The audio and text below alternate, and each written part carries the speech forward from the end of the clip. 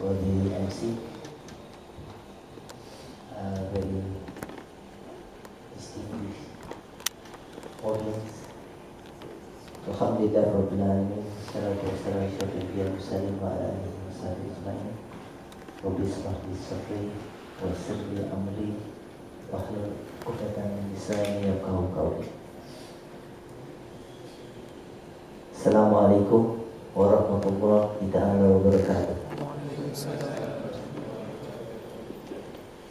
Assalamualaikum warahmatullahi ta'ala wabarakatuh. Alhamdulillah. The statement of salam is a statement of love, care between one Muslim to another, and it should be received with joy and with gratitude and with reciprocating love as well, inshallah, because it is commanded, as said by our Rasul sallallahu alaihi wasallam, that one of the Muslim haq right is when he is given salam, then we must reply to his salam. So, my brothers and sisters, from now on, please do practice sharing your love and your heart to a fellow Muslim brothers and sisters, as well as the issue that we are going to be talking about today, which is the Israel-Palestine conflict. This is taking it from a historical overview, because that was what I was asked to do. And then, unfortunately, how many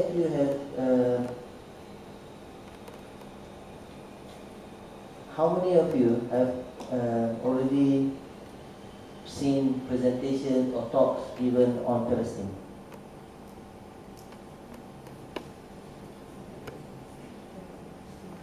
My daughters don't have to raise up their hand.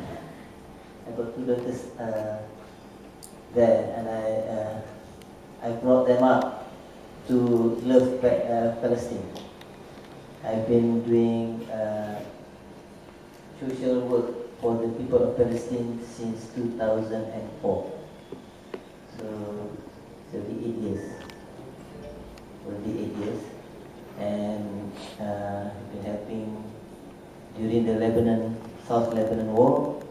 Alhamdulillah, I was given the chance to be there during the end of the war to bring some humanitarian relief. Unfortunately, when in December 2008, when Gaza was bombed, remember Operation Kaslet, in December 2008 until January 2009. Unfortunately, at that point in time, I was in UK doing some sessions with our Muslim students over there for their winter gathering. And I remember the day after Christmas, opening up the newspaper and got a shock of my life, finding out that Gaza was bombed. And so unfortunately could not be there to go and help them in whatever we can. But our hearts must always be with them. Normally, if this is the first time I meet you, then normally what I would present tends to be more movies, videos, and more efforts of trying to touch your hearts. However, because I'm asked to talk about this on the historical perspective, so it becomes a little bit more academic, which is not my liking, but it is good. It's not that it's not something that is good. Okay, maybe just to warm us up a little bit.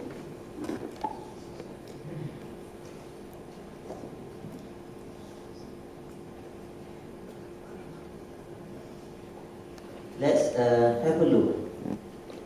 This is a film that I feel that you need to try and watch, which is the Tears of Gaza.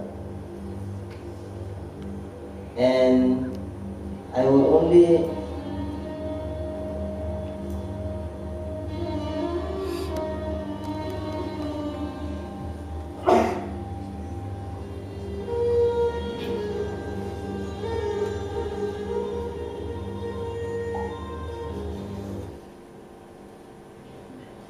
النوع الحارق هذا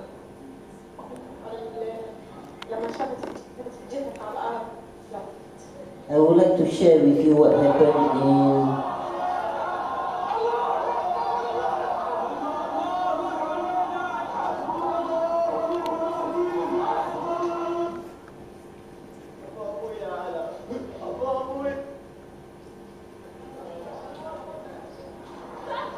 in the exact location.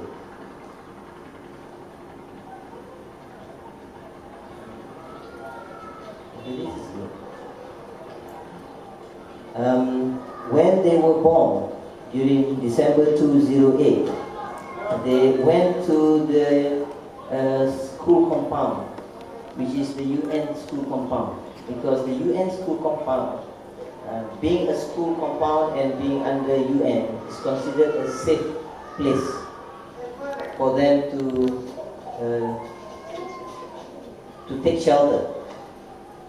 So this is the UN school compound.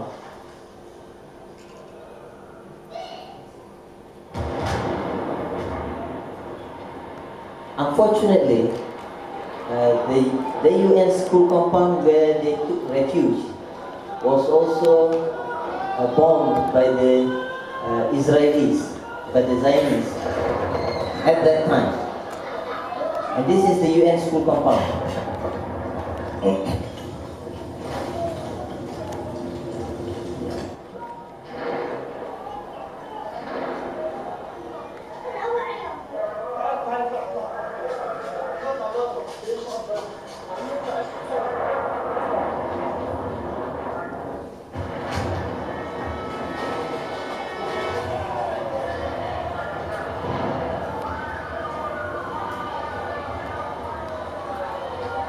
And what is being bombed to them are phosphorus cluster bombs. And the property of this phosphorus cluster bomb is that when they are on the ground, as long as they are in contact with oxygen, they will burn and emit poisonous phosphorus gases. And this is, remember, this is a UN school compound.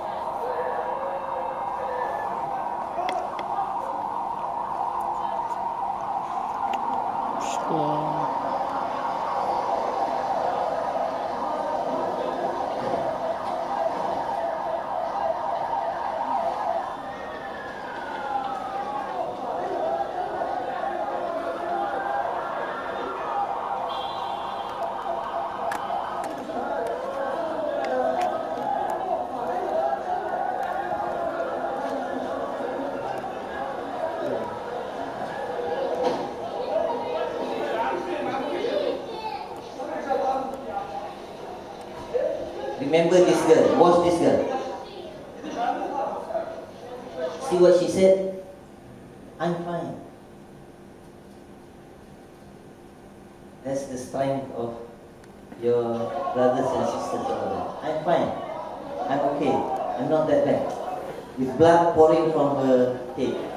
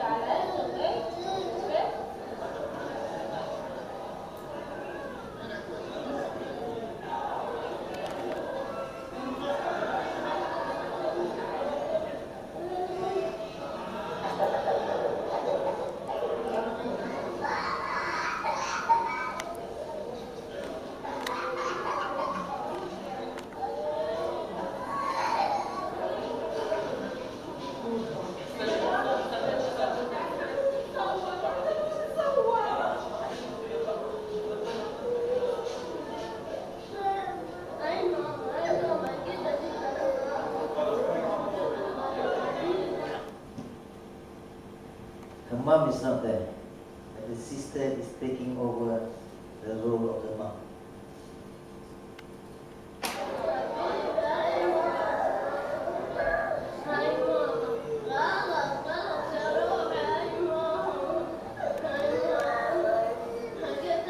The mother is Surti Shahid.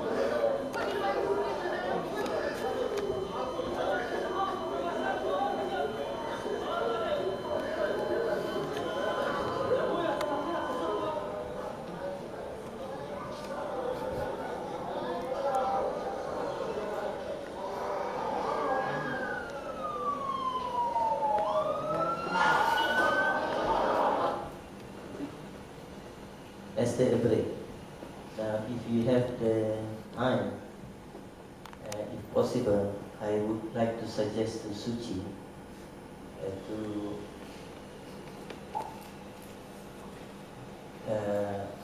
show the Tears of Gaza and use that as a collection for, it is about like 80 minutes long. But what it gives you is a story of 3 children and how they went through the whole life, especially after the 208 December and January 209 bombing. What happened to them, what happened to their family. It's a very well, it is a actual footage. What you are saying is actual footage. That was what happened. Those were the footage we didn't get in CNN. This was actual footage taken at that point in time by the people inside. And this whole movie is being done in a documentary way by Norwegians.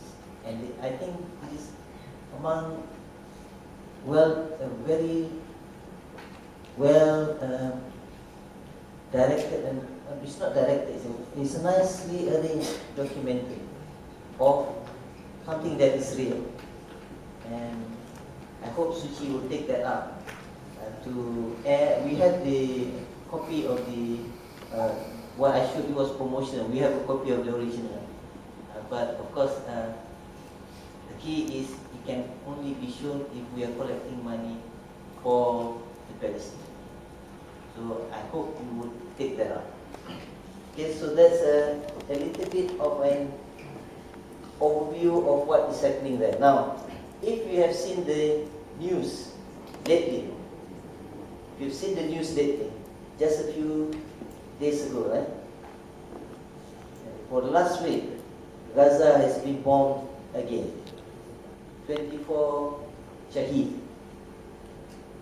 after 3-4 days of bombing again. As the world attention moves to Syria, but this is expected.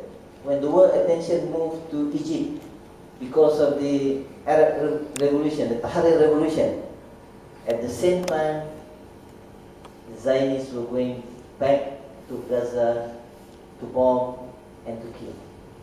So as now the world attention moves to Syria, the Israelis will start the war all over again. Tsunami in Japan, at the same time, the Israelis were starting the war all over again. When our attention moves. Let's look at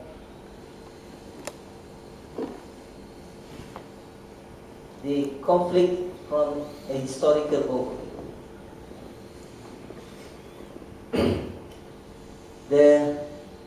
What is called the Jewish diaspora. Now the Jews were the main population in the region until the 1st century AD, when they were kicked out by the Romans. And this expulsion is known as the diaspora. And the Palestinian Arabs then based the claim that the Palestinian Arabs claim that they have been residing in this land for more than 2,000 years. If you look at this graph shows you exactly how long these people have been there. The Palestinian Arabs are those that are descendants of the Canaanites. Okay? And the Canaanites were there for more than 2,000 years before the Israelis or the Jews settled there. So if you look at that, the first graph, about 2,500 years it was occupied by the Canaanites. And the Muslims, as per after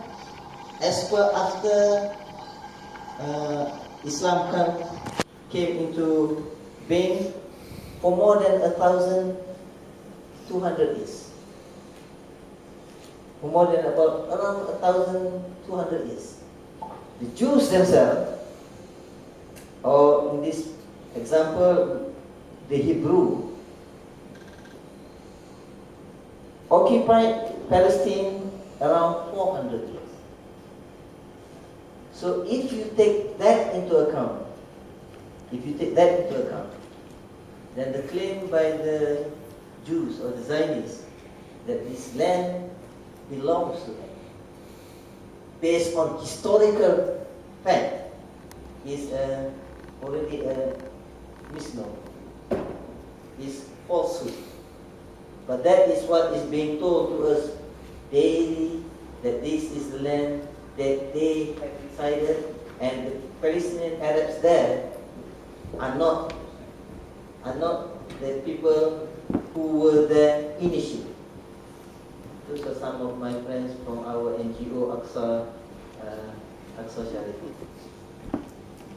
And if you compare some of the comparison about Islam and the Zionist thinking, if you look, in Islam, the earliest ancestors of the Palestinian Arabs there, and therefore the Muslims there, were the Canaanites and the Philistines, who were there for more than 2,500 years. And if you count it from Nabi Ibrahim, then, and if you count it after the Caliphate Umar al-Khattab, after the first crusade is 460 years, and after Salahuddin al-Ayyubi to the British Mandate is 730 years. So at least 1,000 years being ruled by the Muslims. More than 1,200 years being ruled by the Muslims, and we the Muslims are still in Palestine. And it is our belief that Palestine belongs to the Muslims, as ordained by Allah subhanahu wa ta'ala. The Zionist point of view is Israelis, when they call themselves Israelis, that means that they are the people from Prophet Yaqub. And if you remember, the Jews at that time, after Prophet Yaqub, the Jews went to Egypt. Remember? They went to Egypt. And they were then rescued again by Prophet Musa, who brought them back from Egypt to Palestine.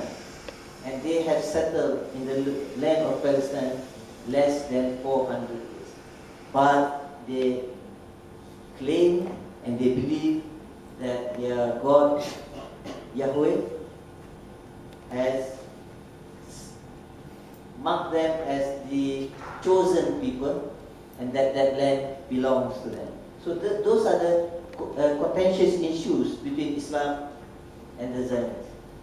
Now, one of the main reasons or the roots of the problem, if you look at why the current situation happens, is in the 19th century, when Palestine was the province of the Ottoman Empire, there were only about 4% Jewish population, 8% Christian, and the rest, 88%, were Muslim. That was the way it was. And if you remember, there was no conflict, because one of the main promise during the time of Umar al-Khattab, when Jerusalem and Palestine was liberated, was that every religion are protected, and they can profess and they can continue to practice their religion and live in peace under the Muslim rule. It is a guarantee by the Caliph Umar al-Khattab. Now, during the 1880s, the Jews, after the diaspora, when they left, when the Romans kicked them out of Israel, out of Palestine, when they were kicked out of Palestine, then they went all over Europe. The problem is the Christians especially do not like Jews. So when they were in Europe, what happened when they were in Europe, there is always this feeling of anti-Semitism, anti-Jews. Actually, when you say anti-Semitism, the Arabs are also Semites. And that is something that has been always suppressed. We say anti-Semitism is anti-Jews. Actually, the Arabs are also Semites. So when you say anti-Semitism, it's not just anti-Jews, it's also anti-Arabs. But the Jews says no, anti-Semitism is anti-Jews. And throughout Europe, especially in Russia during that time, Russia practices this Orthodox Christianity. And this Orthodox Christianity are really anti-Jews and Judaism. And there were a lot of murders that happened in Russia and Central Europe.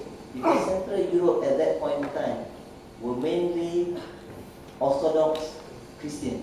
Not the Catholics, nor the Protestants. They are Orthodox Christian. If you take the old Yugoslavia, the Orthodox Christian are the Croatians.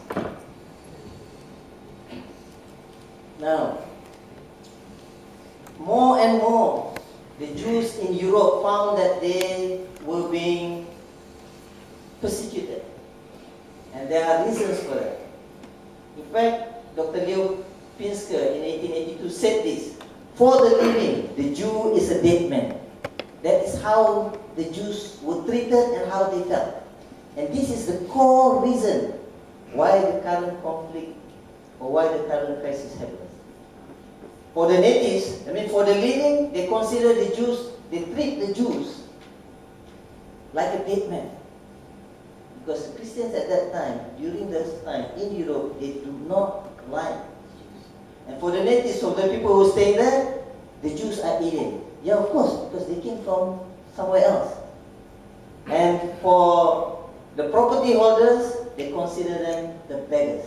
And for the poor, they consider the Jews as exploiters. And for the millionaires, and for patriarchs, a man without a country. For all classes, a hated rival, a people without territory is like a man without shadow, something unnatural.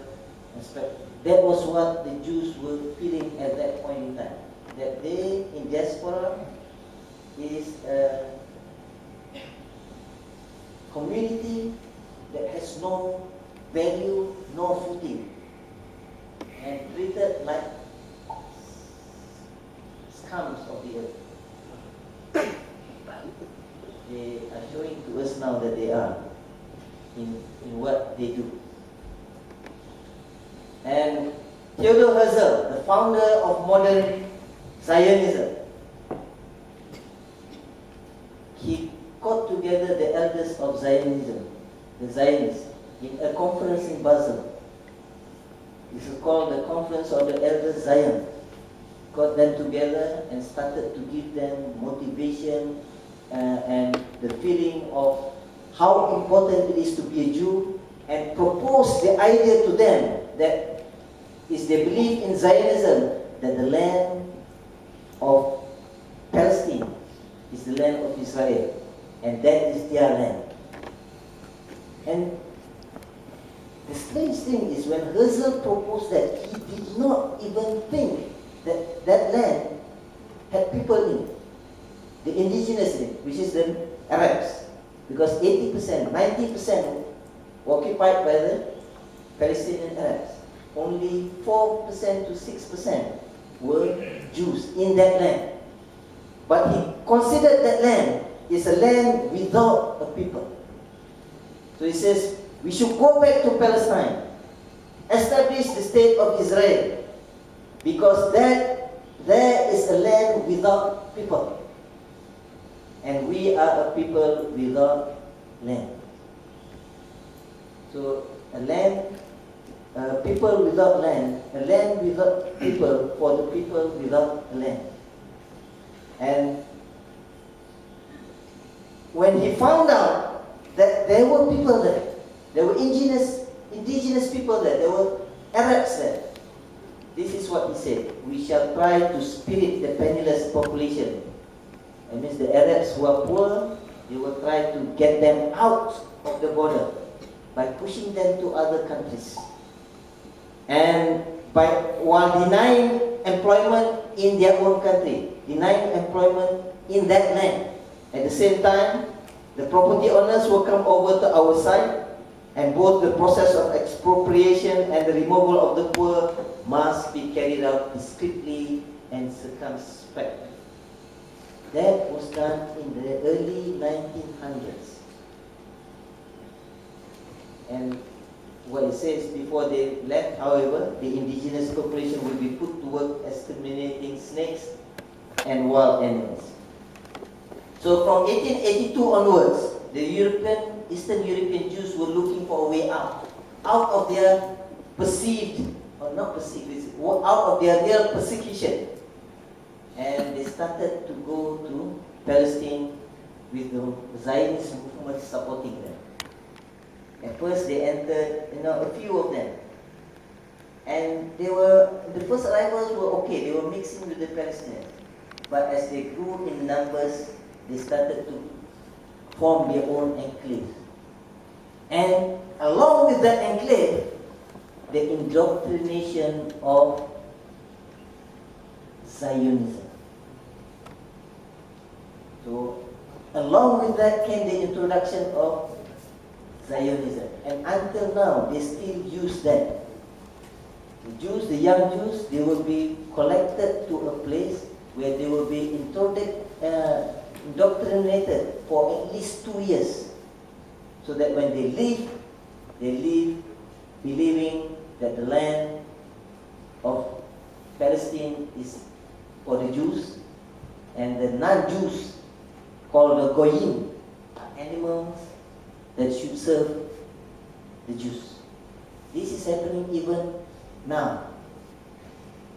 young people, the teenagers, will be taken to stay for 2 years, indoctrinated with the concept of Zionism. Now, the worst part of all of this problem is this declaration. In 1917, at the height of World War I, when Britain found out that they were losing to Germany, and they wanted the support of United States. When they wanted the support of United States, and they found out that the lobby of the Jews in the United States were very strong, then the Declaration of Balfour came out by Lord Balfour, who was the foreign minister of Britain at that time. We said that this is what it says. I have to Lord Rothschild, who was the head, the leader of the Jewish Zionism movement, says, I have much pleasure in conveying to you on behalf of His Majesty's government the following declaration of sympathy with the Jewish Zionist aspiration, which has been submitted to and approved by the Cabinet. His Majesty's government view with favor the establishment in Palestine of a national home for the Jewish people, and will use their best endeavors to facilitate the achievement of this object, it being clearly understood that nothing shall be done which may prejudice the civil and religious rights of existing non-Jewish communities in Palestine, or the rights and political status enjoyed by Jews in any other country. This simple piece of document is the start of all the problems for the Muslim Ummah in the land of Palestine. Lord Balfour said, in Palestine we do not propose even to go through the form of consulting the wishes of the present inhabitants of the country. This is what he told the Zionists. They will not take into account the opinions and wishes of the Palestinians. And for the four great powers are committed to Zionism. And Zionism, be it right or wrong, good or bad, is rooted in age-long traditions, in present needs, in future hopes, of far profounder import than the desires and prejudices of the 700,000 Arabs who inhabit that ancient land. Can you imagine that? This is a foreign minister saying that the 700,000 Palestinian population, don't worry about them. They are not important. Their opinions, their wishes will not be heard. We will support you, the Zionist movement. This shows you in history how the Western powers, especially the British, agenda of making sure that Palestine belonged to the Jews. So in short, what he's saying is, so far as Palestine is concerned, the powers have made no statement of fact which is not admittedly wrong, and no declaration of policy which, at least in letter, they have not always intended to violate. And that is the letter of Lord Balfour.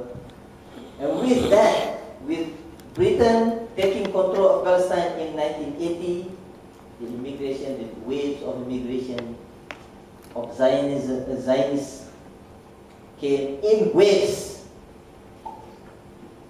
And these people, when they come, they do not try to interact with the Palestinian population.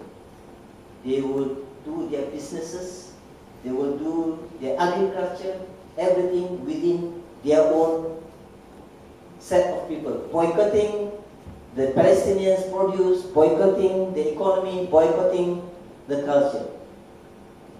Now, you see, we have been asking the Muslims now to boycott the Israelis' goods, right?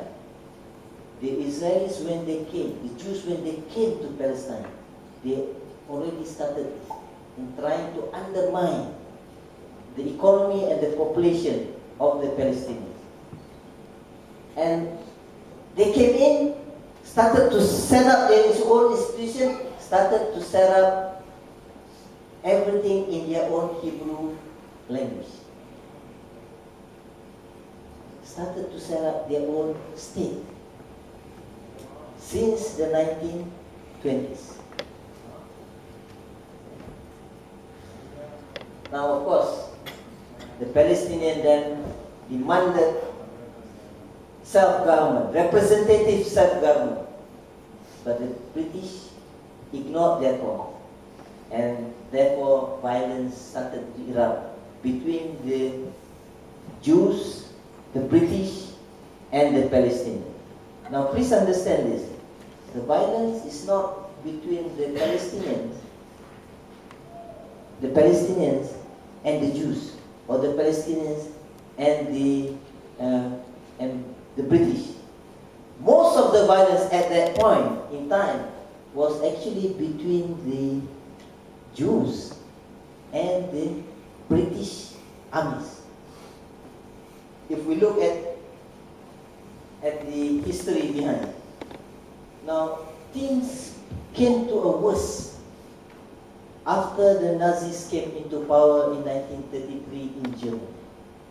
Because when the Nazis came into power, they immediately targeted the Jews. So the Jews were already having problems in Eastern Europe. They were now having problems in Western Europe and in Central Europe because of the Nazis. And this spurred more and more Jews to flee Germany, Eastern Germany, Austria, and make their way to the Palestinian land. As you see, between 1933 and 1936, 140,000 new immigrants arrived. And the Palestinians started to feel that they are being slowly swarmed. Therefore, the Palestinians then rebelled and still demanded self-rule, demanded a state of their own, and demanded an end to this immigration. And this revolt was suppressed by the British, and around 5,000 Palestinians were killed. At this time as well, a number of Jewish paramilitary groups, especially the famous Stern Gang, Irgun and the Haganah. Now, these people, this Stern Gang, Irgun and the Haganah, you know how they came into being. The World War II. During World War II, these people joined the Western armies. 20,000 of them joined the Western armies with two things in mind. Number one, they did not want, of course, they did not want the Nazis to win. Because if Nazis to win means that would be the death of the Jews. That's number one, to protect them. So they must make sure that the Nazis do not win. Number two, they were planning to recruit strength, military strength, to make sure that they will be able to take over Palestine. So while they were at war, while they were becoming soldiers to the British Army and the Western armies, they were also taking stockpiles of arms. So instead of having one gun, they were taking stockpiles of arms. And after the war, they brought all of those arms to the land of Palestine. And that was how they had this Stern Gang, Irgun, Haganah, and they were then a very well-equipped set of terrorists. They were labeled terrorists at that time by the British, by the West. They were only labeled terrorists because they were starting to attack the British army who were taking care of Palestine during the 1930s and 1940s.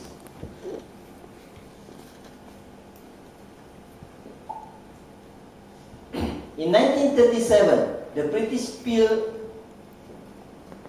report looked at the outbreak of violence, and this outbreak of violence was mainly due to the stern gang, these gangs, the terrorists, stirring up troubles. So this is the first partition plan that was introduced before the UN 1947 partition plan. And here in this partition plan, if you look at this, the purple color is the proposed Jewish state, about 25% of the land. And then the green is the proposed Arab state, and then there will be an area within Tel Aviv to Jerusalem. They will be under the British mandate, under the British rule.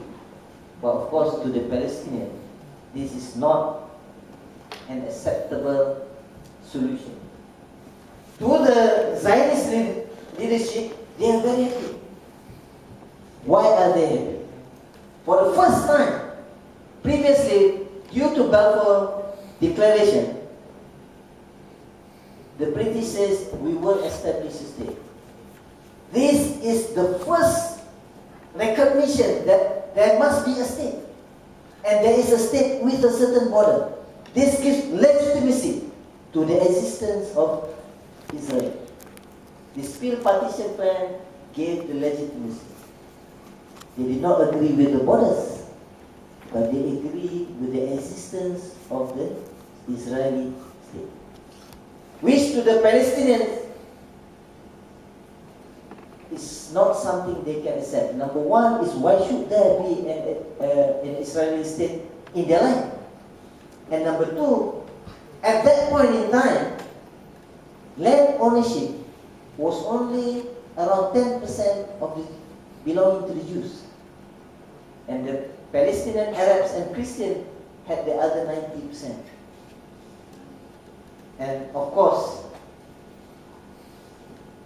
in the face of Palestinian resistance, the partition plan was dropped. But this is the technique of sowing, what I always say, planting the seed. Now you have already planted the seed that there will be an Israeli state, and there is a state with borders. That is why after that, in 1947, there exists the UN partition plan. In 1939, however, because Britain was very scared with, because of the war with Germany, he wanted to protect his interest in the Middle East. So he decided to come out with a white paper. And that white paper said, agreed to grant Palestine independence within 10 years. And to limit Jewish immigration to 15,000 for the next 5 years. Now, of course, the Palestinians were happy, because now they've been fighting for a state, for self-determination, self-rule. And they've been fighting so that there will, the immigration, the Jewish immigration will be stopped. And David Ben-Gurion, who is the first Prime Minister of Israel, the leader of the Jews at that point in time, said, we shall fight the white paper as if there were no Hitler. And we shall fight Hitler as if there were no white paper. Meaning, they will fight Hitler and win, and disregard the white paper. And after winning, they will come back to inhabit the land of Palestine. And of course, when because of the white paper, the Jews really felt very, very angry towards the British. Because when the British at that point in time, in 1939 says, they will limit the immigration of the Jews to Palestine. When at that time, these Jews were being murdered, being massacred by the Nazis. Before this, they could run away from Germany and come to Palestine. But with the white paper, they can no longer go to Palestine. And until now, they blame the British for stopping the Jews running to Palestine. And the Holocaust is blamed not only on the Nazis, but also on the British. Because suddenly, they can no longer go to Palestine. So they still blame the British and says that it's the British is partly responsible for the Holocaust that happens in Germany. Because before that, they had a place to run. But because of the white paper, for example, in this example, the ship of the refugee ship, the Exodus, because of the white paper, when the Jews came on board the ship Exodus to go to Palestine, this ship was turned back to Germany. And of course, when it's turned back to Germany, what do you expect? Those Jews will be put back into concentration camp. And it is after the white paper is the time when the Jews decided, with the leadership of Ben Gurion, they decided to treat the British as their enemy and no longer depend on the British, on Britain, for the establishment of their state. Now, they decided no longer to trust the British and started to wage war against the British in Palestine. So the first, if you look at this, the idea of terrorism and the people who started terrorism were actually the Jews. At that point in time, against the British, blowing up the King David Hotel and hanging 2 British soldiers. And when Britain found out they can no longer handle the crisis of Palestine, then they pushed the crisis of Palestine to the United Nations. Now please remember this. And this is very important. Sometimes people don't understand. How did this happen? In the UN partition plan, this is the partition plan. In the UN, if you look at the partition plan,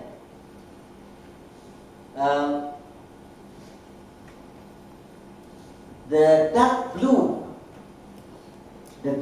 land are the land owned by the Jews. The dark blue are land owned by the Jews. The shaded blue are land that was given by UN. But please understand this. Please understand the composition of the UN at that time. The composition of the UN at that time. You know, Malaysia was not part of UN. We were not independent. Right? Most of the Muslim countries were not part of UN. Why? Because they were all colonized. They were all colonized. So when it was put to a vote, the UN partition plan was put to a vote. It was a vote among the Christian states. It was a vote among the non-Muslim states. And to them, that's okay. And that is how the UN partition plan was accepted and made a resolution in 1947. Now what happened is suddenly 55% of the land belonging to the Palestinians were given to the Jews. when at that time the Jews owned less than 15% of the land. But suddenly they get 55% of the land. And the Palestinians only got 45% of the land.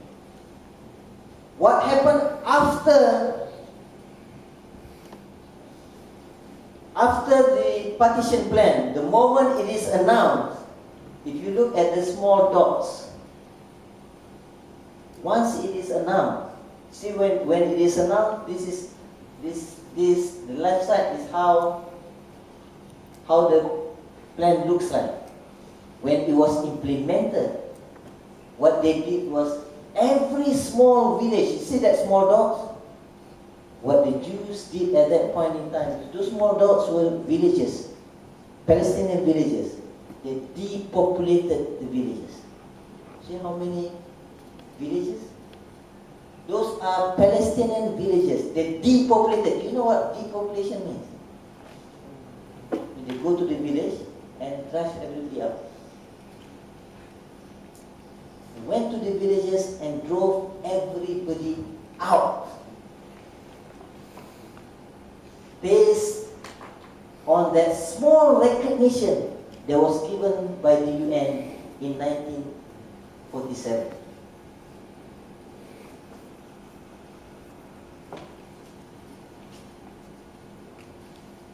And April 1948, the Zionist forces unleashed what is called the Planned Dialogue to remove hostile population from around their communication routes.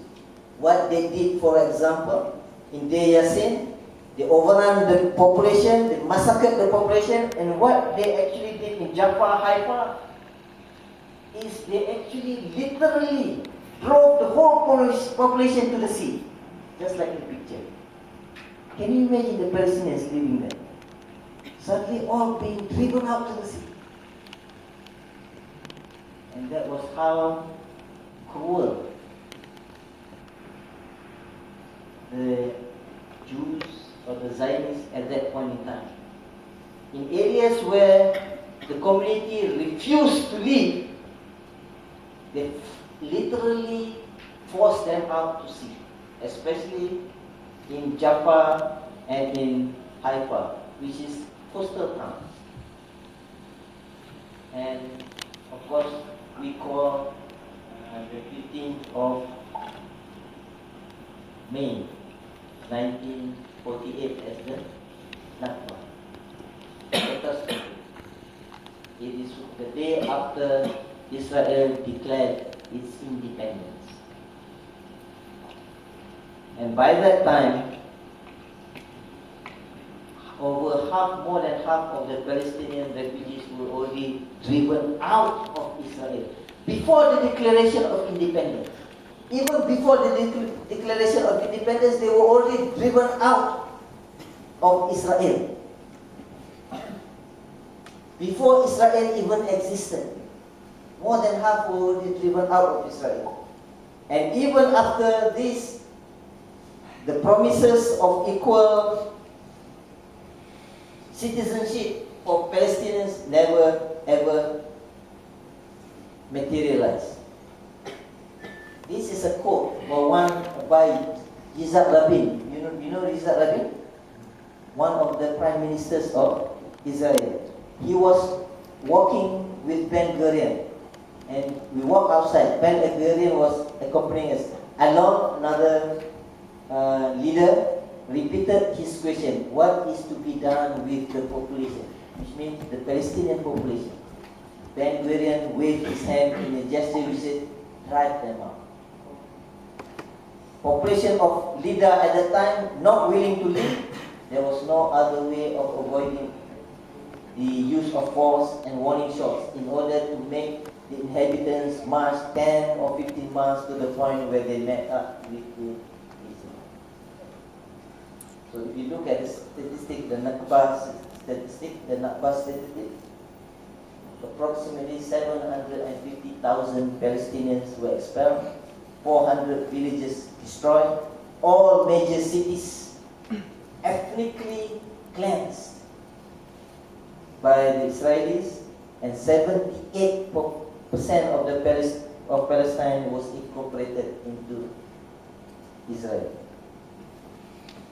So for the Zionists, the creation of the Jewish state, successful conclusion of the Arab-Israeli war, meant at last for them the freedom of persecution for the Jews worldwide. Chen Weizmann called this a miraculous clearing of the land. And David Ben-Gurion at this time, the first prime minister, said this to the refugees, to the Palestinians: the old will die and the young will forget. Unfortunately for him, it did not. The second part did not happen. The young did not forget. Neither did the old die easily. The resistance is still here from that moment onward. But as you can see, and under the Article 13 of the Universal Declaration of Human Rights, fortunately, everyone has the right to leave any country, including his own, and to return to his own country, and except the Palestinians.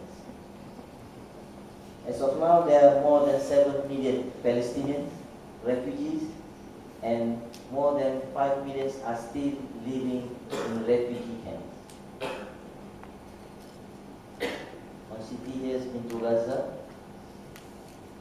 I've been to southern Lebanon during the war, visited the Palestinian refugee camps. I visited Palestinian refugee camps in Syria, visited Palestinian refugee camps in Lebanon.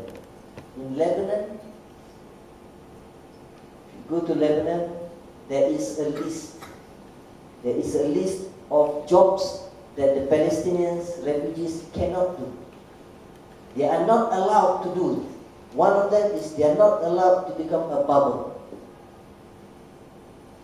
In Lebanon, they are not allowed to become a barber. They can only become a barber in the refugee camp. The moment they step out of the refugee camp, so even in Lebanon, the Palestinian refugees are not allowed to do a lot of things.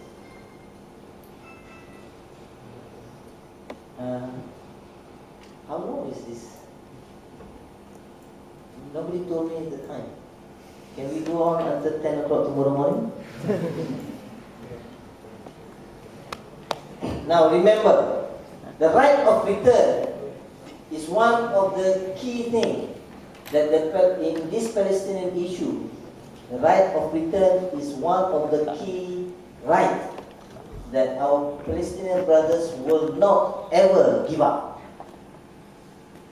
And the right of return is one of the key components, or the key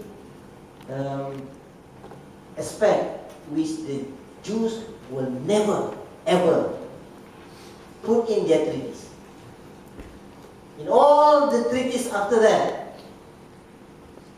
whether it's Camp David, Oslo, all other treaties, the right of return has never been granted by the Jews. Why? Because as you can see, there are more than 5 million out there in refugee camps, and there are more than 7 million throughout the world, Palestinians throughout the world, who do not want to come back. I have a Facebook account, and I had a Palestinian brother from Gaza. Now, we would, when I was studying for my PhD in 1992, he came to stay near our university town. And he found me through Facebook just a couple of days ago. He used to be my nakib in our Usra. And when he read the surah as an imam every time, the way he reads is so what's Shafi? so touching that when I'm makmum behind that, I will cry, and I will be hoping that the raka'ah will be very long rather than short. And I'm so happy because not only did he find me, he said, I am now living in Florida. He cannot go back home. He cannot, his wife's name is Khawla. Arabs like the name Khawla, because they take the name from Khawla al-Azwar. You remember Khawla al-Azwar is a Muslimah who went into battle, and when she was riding the horses into battle, they thought that she is Khalid al-Walid. So Palestinian ladies like to name their daughters Khawla, and she has a long scar on her arm, which she showed to my wife because she doesn't show to me. I can talk to her. Long scar. When my wife asked, "What is that?" That was protecting herself against Israeli soldiers. So she was slashed with a parang lah, Long knife. So they are actually fighters that are not allowed to come back. To Palestine. I have many Palestinian friends in US before.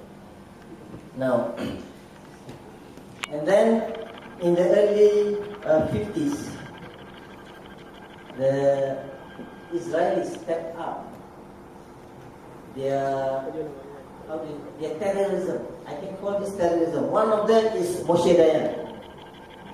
And this is what Moshe Dayan said. Moshe Dayan is also the prime minister, one of the prime ministers of Israel. This is what he said. Arabs crossed to collect the grain that they left in abandoned villages. And I felt that it was very, even at that time, I felt it was very strange. How could the Arabs lose the 6-day war? You know the 6-day war? The Syrians were attacking Israel from the north. The Jordanians were attacking from the east. And the Egyptians were attacking from the southwest. And they lost. How can that be? But that was what happened in 1967. And 1967 became a real turning point through the whole situation within the Middle East. Because that was the time when Israel felt that nothing on earth can stop them. And that is why until now they are still feeling the same way. However, there was a little bit of in 1973, a little bit of 1973, there was a little bit of, how do you say this? Something that shook the Israelis. Because the Yom Kippur War, if you remember, in 1970, they lost. After 67, when they felt it's impossible for them to lose the war. But the Yom Kippur War was a war that they lost. And that shook their belief in themselves for a while. And Moshe Dayan, because he was so confident, he's a general, and he is actually, he's one of the leaders of the Stern gang. He's one of the terrorists in the Stern gang. And he's also the general within the army. And he said that because he was so confident of Israel's military prowess, he says there is no more Palestine. Finished. But because of the Yom Kippur War, Israel, because of their near defeat, that is the time when they started to feel that they need to start to make peace. And it was after the death of Gamal Abdel Nasser. Although I personally don't like Gamal Abdel Nasser, but there is one good thing about Gamal Abdel Nasser. He never wanted to make peace with Israel. But Anwar Sadat, when he took over, he made peace with Israel. After the Yom Kippur War, because Yom Kippur War, Israel was nearly defeated. Israel was nearly defeated. Why did the war stop? The Arabs could have won, but why did the war stop? And this is something we need to know. The war stopped because Israel at that time had nuclear weapons. And they basically said this to Anwar Sadat. If you continue this war, because they were going to lose the war. If you continue this war, we will obliterate Cairo. They already had nuclear warhead at that time in 1973. And they basically said that to Anwar Sadat. If you continue with this war, we will obliterate Cairo, even if that means we die. So they were nearly defeated, and suddenly, to the surprise of everybody, the Egyptians stopped. But that's the story behind it. And this was the time when slowly Israel started to negotiate for peace. And in negotiating for peace, this is what they said to Egypt in 1979. They agreed to withdraw from the Egyptian territory and allow Palestinians in the occupied West Bank and Gaza self-rule, leading to free vote on the future status of this territory. Now, they implemented the first part, which is Israel agreed to withdraw from Egyptian territory. So they withdrew from Sinai. But they never followed through the second part. But this is the Jews. They never followed through the second part, but instead they chose to build illegal colonies and settlements, and still today more than 500,000 Israelis still live illegally in Palestinian territory.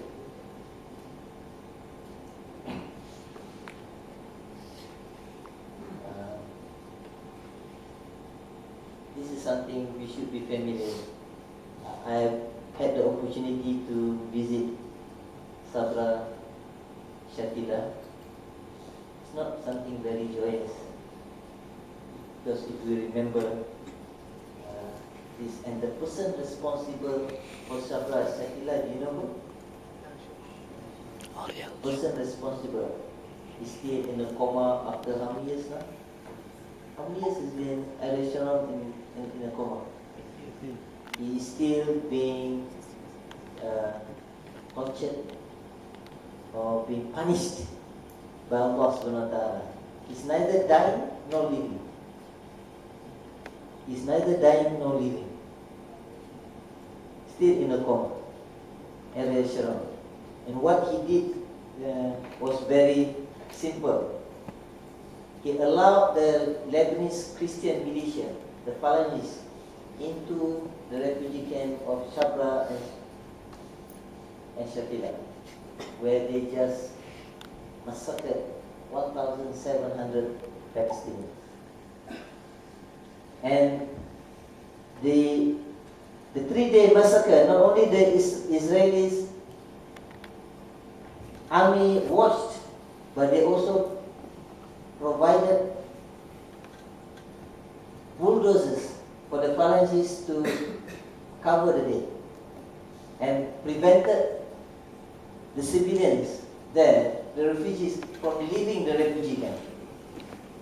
And when the UN condemned the massacre as an act of genocide, this is what the Menachem begins it. Goyim are killing the Goyim.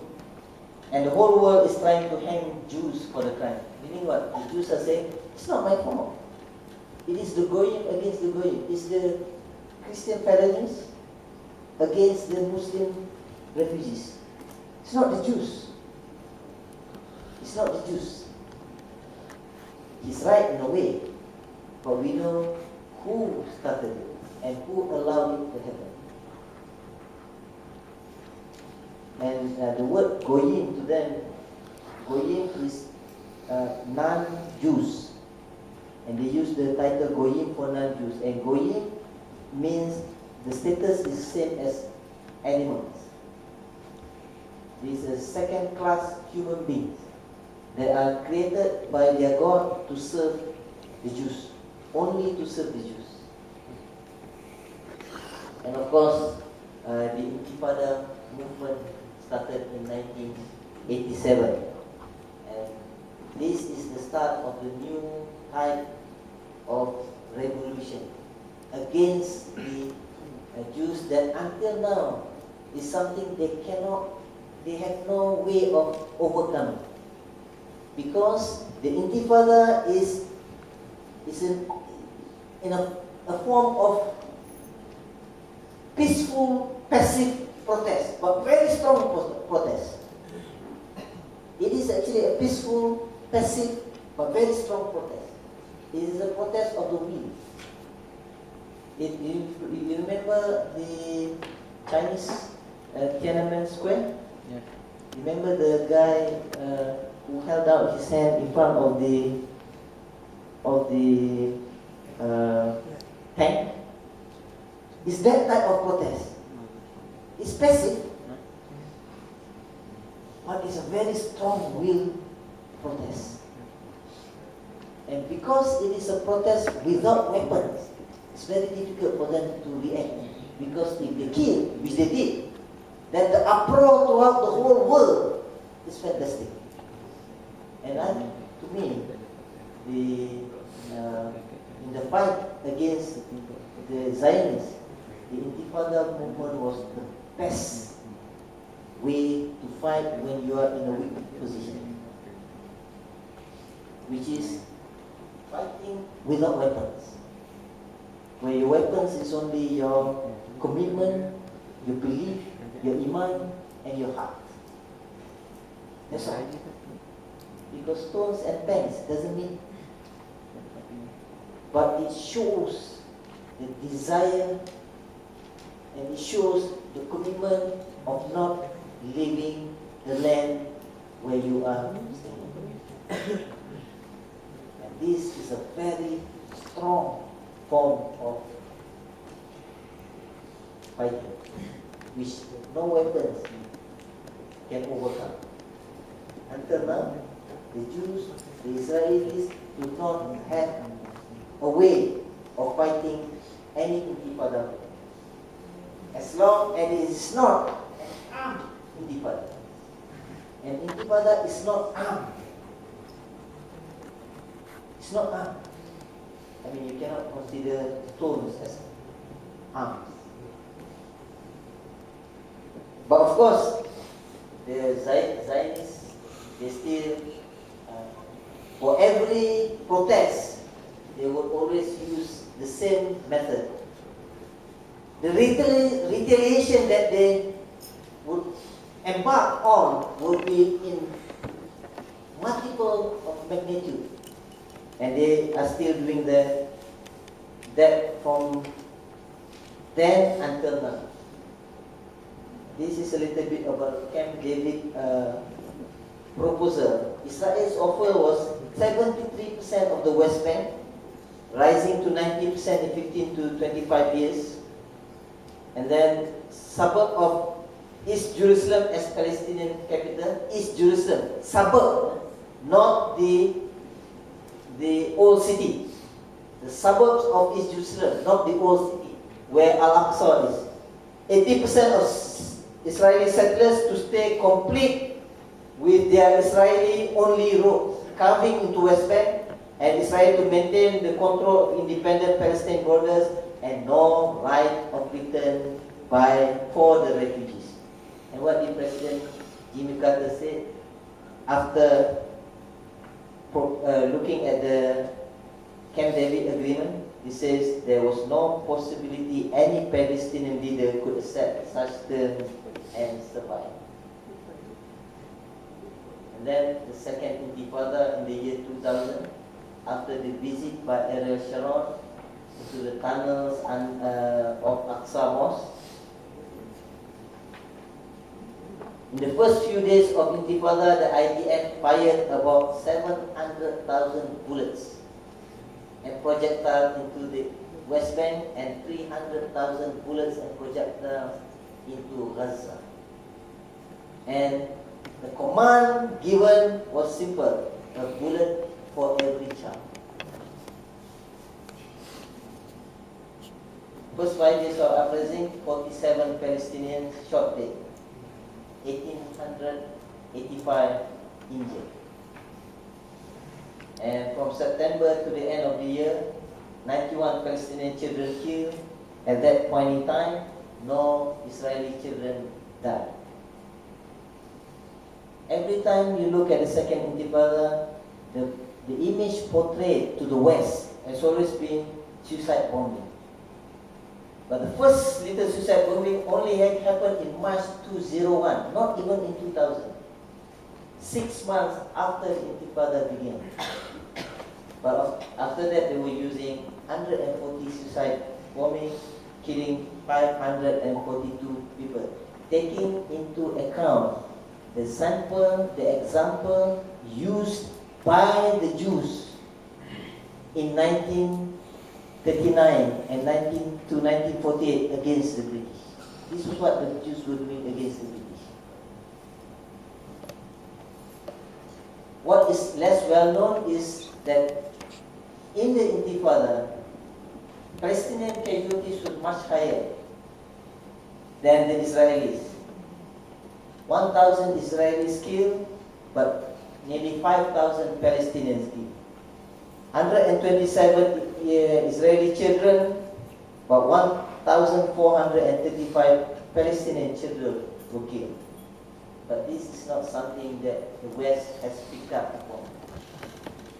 And in 2005, remember in 2005, the Israelis decided we will leave Gaza.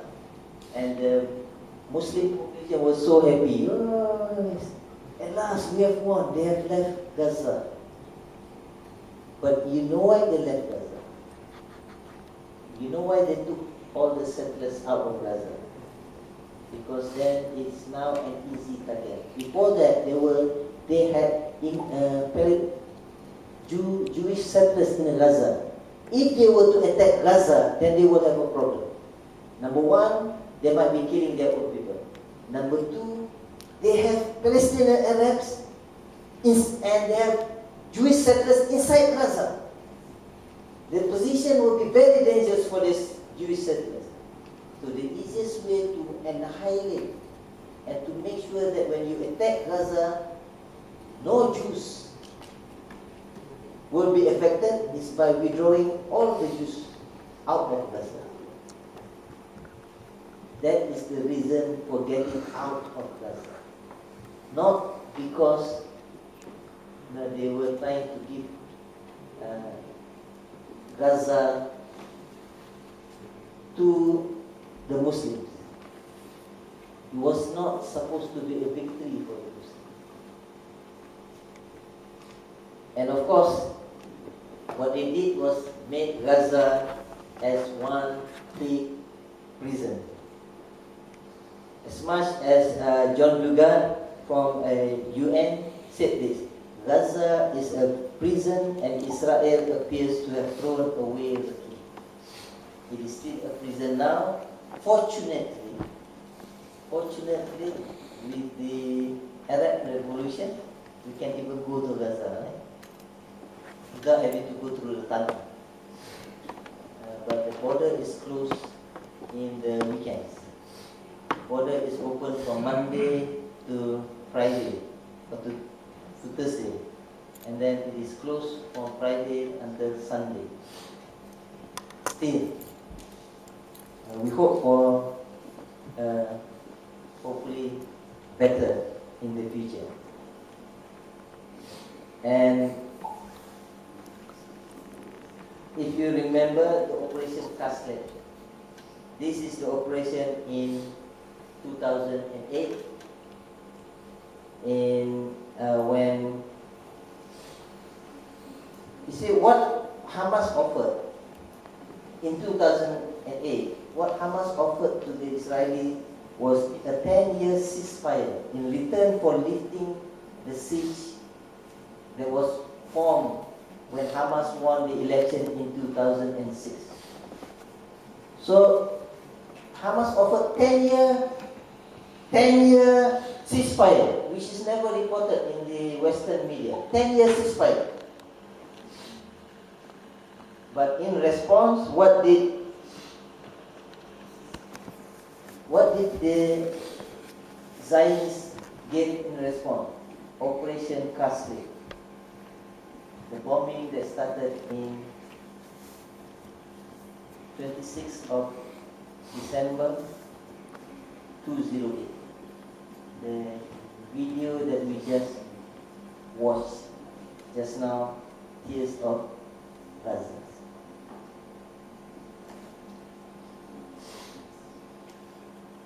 I think you know more about the operation, and you have seen, I hope you have seen the videos and the reports about this. These are ongoing issues, and these are the rights that our brothers in Palestine is trying to hold on to, which among them are the right to self-determination and the right to get rid of illegal settlement, the right for the siege of Gaza to be lifted, the right to water. You know, in the West Bank, what the Jews have done in the West Bank is they have built walls that are more than 10 meters high. And it is considered by the UN illegal. When the UN says that those walls are illegal and needs to be broken down, you know what they call the wall? Oh, they say it is not a wall. What did they say? They kata bukan wall, it's not wall. They say it is just a fence. Pagar. When the UN said that wall, that restraining wall, 10-meter wall, you know, it's the 10 meter, higher than this. This is not even 10 meters. 10-meter wall. They said, the Israelis said, no, we didn't build a wall. We built a fence. I have never seen 10-meter fences in Malaysia or in the US. You want to see good, well, solidly built fences? Go to the West Bank. The Jews have shown you how to build fences well. And what they did there is, whenever there is a source of water, they will build the wall in such a way that the Muslims will not be able to get to that source of water. They will build a wall where there will be a school on their side of the wall, and then so that the Muslim children on the other side of the wall cannot get to school. They can get to school, but they're going to walk 7 kilometers.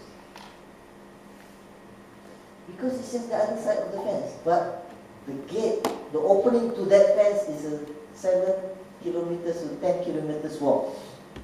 Before this, the school was just, can you imagine your gate 2? Suddenly there's a 10-meter wall. Your gate 2, 10-meter wall. From the start of the road until Sunway Pyramid. And you happen to stay in that apartment just beside the wall. You know, that's it, yeah? Some of you stay in that apartment beside it. And you have to walk. I mean, that's considered okay lah, less than a half kilometer walk.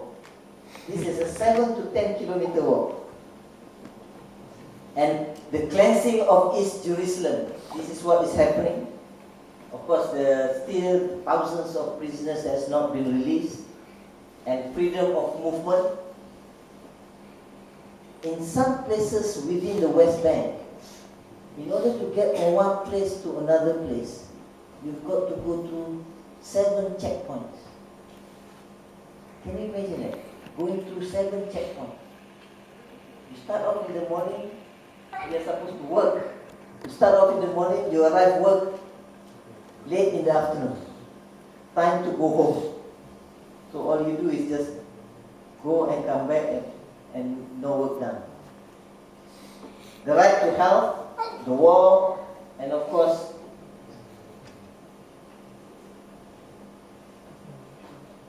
demolition of houses, confiscation of land. Those, and most of all, the right to self-determination. And this is something that is a universal declaration within human rights. The right to any country or any group of people for self-determination. And in the Muslim perspective, I've taken you through history. I've taken you through history. With the facts through history. Because that's what I'm asked for. Okay, the facts through history. But from the Muslim perspective, regardless of what has happened in history, number one that we have to understand is Palestine is a Waqaf land. And it's a Waqaf land for Muslims. From the day Umar al-Khattab declared it, he declared at the opening of Baitul Maqdis, he declared at the opening that this Palestine is a land Waqaf for Muslims until eternity. It is our land. It's our land. It's a land that I, as a Muslim, cannot set foot on. It's a land where my brother Ahmad Ahara, who originates from there, cannot set foot on. So it's actually a land that has been worked on for us. And it is a holy land, blessed by Allah subhanahu wa ta'ala, as mentioned in Surah Al-Isra, the first ayah, where it's very clearly stated that this land is a blessed land. It's very clearly stated. Allah every time in any ayah, there are 5 ayahs in the Quran that talks about Baitul Maqdis or Palestine, that talks about Baitul Maqdis. When the ayah is there, it will always be followed by, this is the land that has been blessed. In these 5 ayahs, if you check the 5 ayahs, it will always say, this is the land that has been blessed. If we are Muslims who believe in Allah subhanahu wa ta'ala, who says to ourselves that we love Allah subhanahu wa ta'ala, now how can a land that is blessed by Allah subhanahu wa ta'ala not be a land that we are also in love with? A land that we will protect. It must be, and we must put that within our hearts, that this is the land that we love, and the land that we will fight for, and the land that we will be willing to die for. It's the land of the prophets. It's the land of jihad, as said in one hadith by Rasul sallallahu alaihi wasallam. Right? Rasul sallallahu alaihi wasallam said in one hadith that there will always be a group among you that will fight for the truth and justice until Allah ordains the result, which is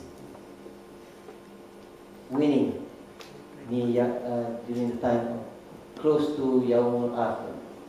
And when the companions asked, where is this? Rasulullah SAW said, in Baitul Maqdis and surrounding. This is the land of Palestine. Wow, 10:30.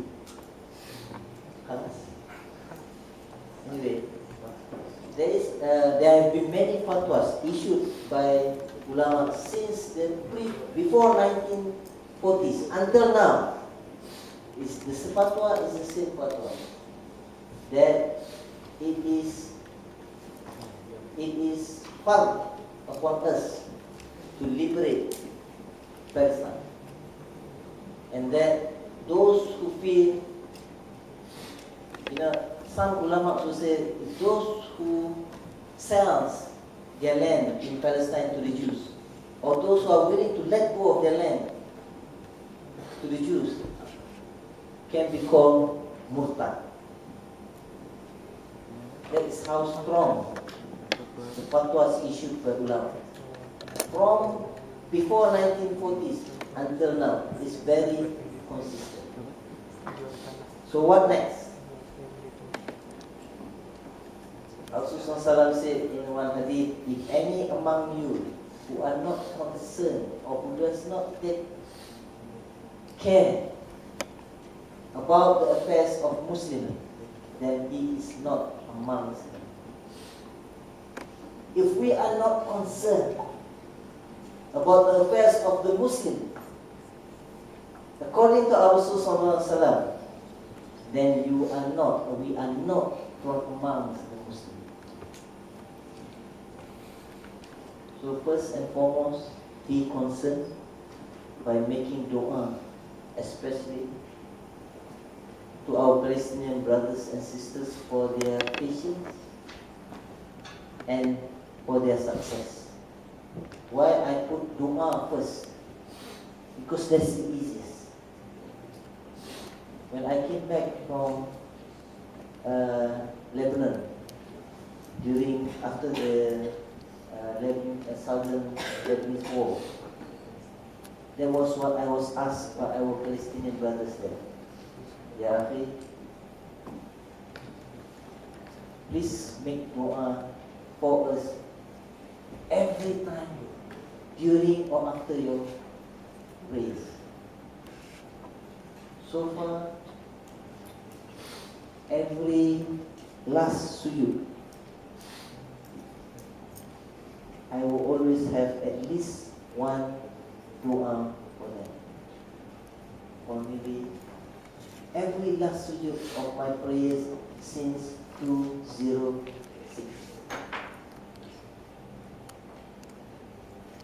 Allahumma suri Islam wa muslimin, Allahumma suri mujahidin wa mustadafin fi Palestin.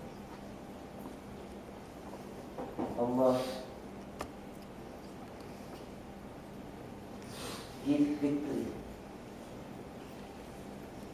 to the mujahideen and to those who are oppressed from Palestine. Now I add a little bit more. Not just Palestinians. For mustadafin in Palestine, wa fi kulli makan, wa fi kulli zaman. From all places, for all time. Dua is the easiest for you to do. But remember, dua is also the most powerful weapon of a Muslim. Please remember that dua is the most powerful weapon of a Muslim. Next, propagate news and message of their struggles. Now, become a volunteer. Help a Palestinian cause. We are an NGO, Aqsa Shelter. You can become volunteers for us. In fact, we have a volunteer training. We are gathering volunteers this Saturday at Putra Heights, at the office of Ikram Subang Jaya in Putra Heights. You can get more details. If you are willing, please Saturday morning, 9 to 1, 9 to 12, 9 to 1. We are having a session with volunteers for our NGO, and where we will run through the film documentary Case of Gaza and update on the status of what's happening with the Palestinian issues and plans of what we can do next in trying to propagate this message. Do not let the public forget about the Palestinian cause. And of course, please boycott Israeli related goods and services. Although Malaysia has been in doing trade, but if you can, I have a principle, very simple principle. Buy Muslim first. So when I want to buy, I look at what it is first. If it's Muslim, they get a priority. But if it's done by Muslim, it tastes terrible, I don't buy it. But if it tastes, the taste is very good, like Maggi or Nescafe, but because Maggi and Nescafe is made by Nestle, and Nestle is a very strong supporter of the Yahud, I do not buy, no matter how good it is. Ask my children. My heart boils when I see Muslims driving cars with the sticker McDonald's VIP. McDonald's is one of the strongest supporters of the Zionist regime. Okay. You will not die if you do not eat McDonald's. Right?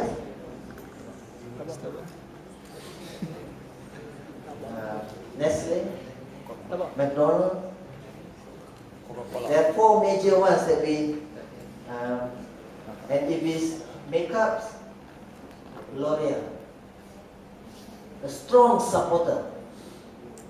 I mean, use simplicity. I mean, if you want to use makeup, use simplicity. At least you're not donating. I hope City doesn't donate to Israel. Or whatever else. Oh, the other one is Coca-Cola. Don't drink Coca-Cola. You will not die if you don't drink Coca-Cola. You go to the Arab states, it's now difficult to find Coca-Cola. Okay? Coca-Cola has a very big factory in Israel on a land that was confiscated from our Palestinian brothers and sisters. On a land that was once the village of our Palestinian brothers and sisters. Now, the biggest Coca-Cola factory in the Middle East. Don't drink Coca-Cola. If you have to drink Pepsi.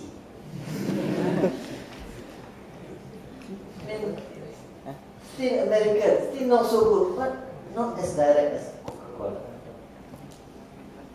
Or Redix ada buat cola. Or create one lah. Redix cola. Okay? So, okay. On the 17th, in the morning of the 17th, we are having a gathering for volunteers. If you want to join, please get in touch with us.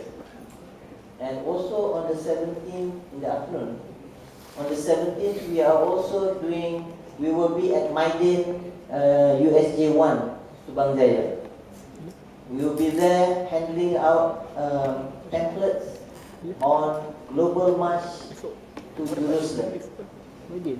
Global March to Jerusalem is an initiative. Do we have it? The pamphlet?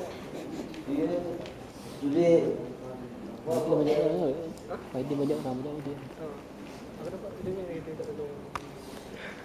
Global March to Jerusalem is an initiative where countries throughout the world will be sending some representatives, where on the 30th of March this year, on the 30th of March, they will all gather in Amman, Jordan, and move towards Jerusalem. They will not enter Jerusalem because they will be shot down by the Yahuds, by the Zionists.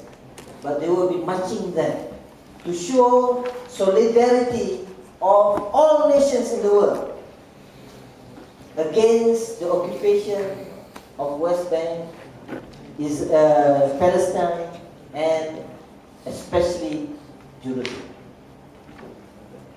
So on the 17th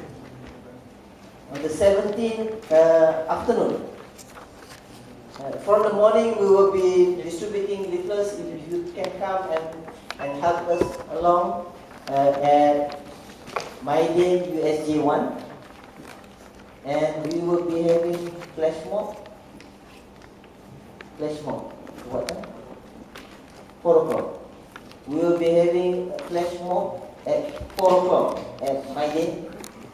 So please join us, and it is your colleagues from Taylor's.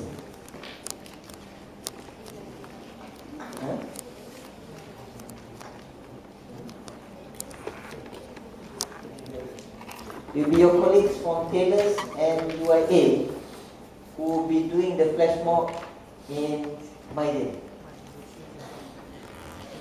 So please come and join and have a look and create the crowd and give support for this. This is a very important, we want to show to the world the importance of defending or propagating, supporting the cause of the Palestinian people. And please keep that date in mind, 30th of March 2012. 30th of March, we hope to gather about 10,000 people for a gathering where the venue has not yet been. They might not make it a Melawati, because the Melawati there's another. At the moment, the venue will be Stadium Melawati Shah Alam on the 30th of March, on the same day that the people, the others throughout the world will be gathering in Amman, Jordan, on the same day. Every country will have a demonstration on the same day. On the same day, on the 30th of March.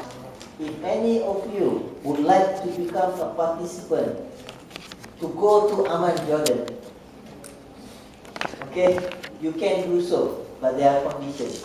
Number one, you have to have 5,000 ringgit, unless you can get sponsors. Okay. For those of you who are ladies who have some boyfriends who would like to make you their wife, you can tell them the dowry is at least a ticket to Amman, Jordan. 5,000 ringgit for you to participate in Global March to Jerusalem. Okay? And there's another. Oh, since tomorrow, I mean, just a little bit of a digression. little bit of derivation.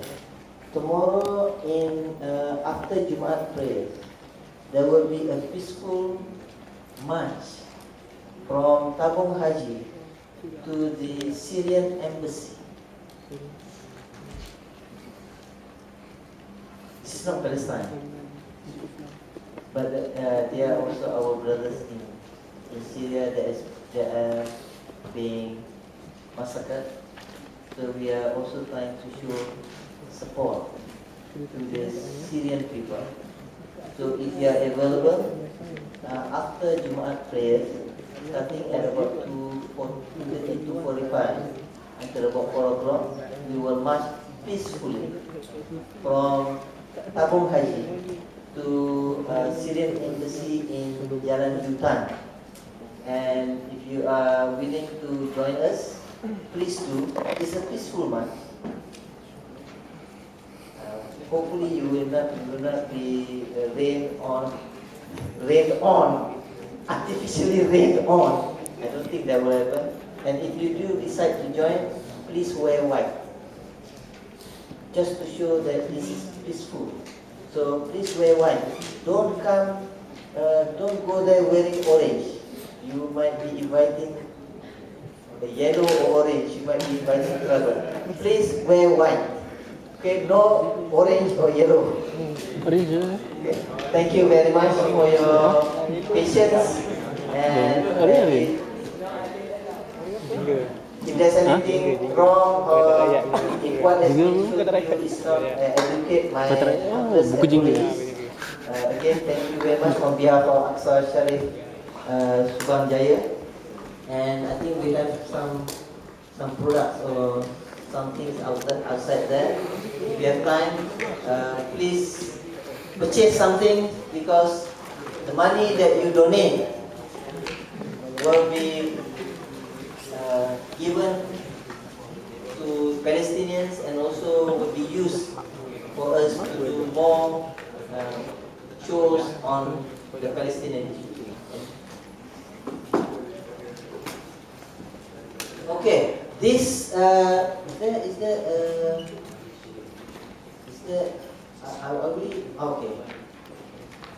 okay. But this particular donation is a donation that will be specifically for GNJ, for the Global March to Jerusalem, because we are sending a few people, and therefore we need funds. And we are bringing we are sending some funds over there, and we hope to raise by the 20th. We hope to be able to raise more than 100,000 ringgit.